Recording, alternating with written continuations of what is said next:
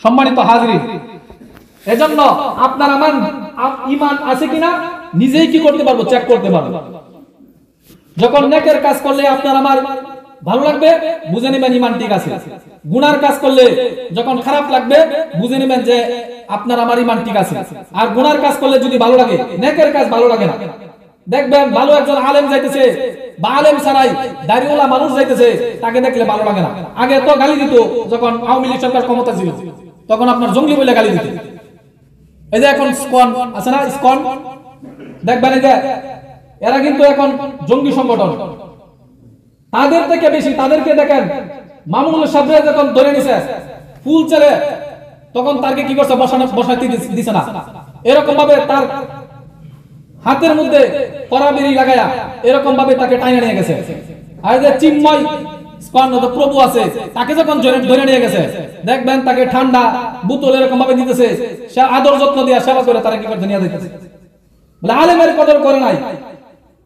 মা কদরুল্লাহ হাক্কা কদরিহি ইন্নাল্লাহা লাকাওয়িয়্যুন আজিজ।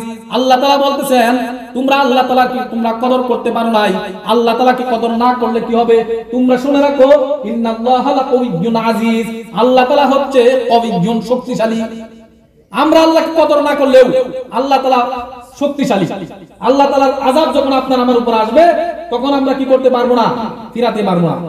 মা কদরুল্লাহ হাক্কা কদরি, আমরা আল্লাহ তাআলাকে যেভাবে কদর করার কথা ছিল সেভাবে কদর করতে পারি না। এর অর্থ কি, আলেমদেরকে আমরা কদর করতে পারি না। আলেমরা কি করছে, আল্লাহ তাআলার নাইবে, আল্লাহ রাসূলের কি নাইবে রাসূল। আলেমদেরকে কি করতে হবে, কদর করতে হবে, কিন্তু আলেমদেরকে কদর করছি না।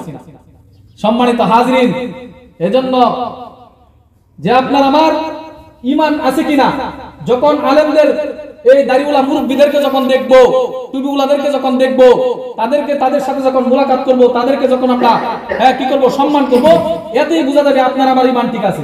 আর যখন তাদেরকে দেখে বলবো জঙ্গি যাইতেছে, বুঝতে হবে যে আপনার ঈমান নষ্ট হয়ে গেছে। হুজুর দেখলে দেখবেন মুখ ফিরায় নেয়, আর নায়িকা পরিমণিরা দেখলে দেখবেন এই যে ইউটিউবে আছে, আরেকটা টান দেয়, আবার দেখে আরেকবার দেখে দেখে। আর হুজুর আছে টিপ মারাই, যা হুজুর এটা যা টিপ দা, দেখবেন সরাই গেছে।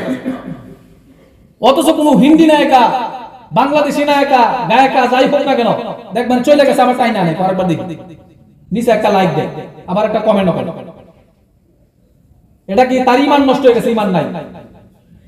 ঈমানের একটা উসুল আমি আপনাদেরকে বললাম, যে যখন নেকের কাজ করবেন তখন আপনার ঈমান কি করবে, বৃদ্ধি পাবে। নেকের কাজ করার পর যখন আপনার ঈমান শান্তি পাবে, আপনার মন যখন কি করবে, উৎফুল্ল হবে। আর গুনার কাজ করার পর যখন আপনি অনুতপ্ত হবেন, এক উসুল।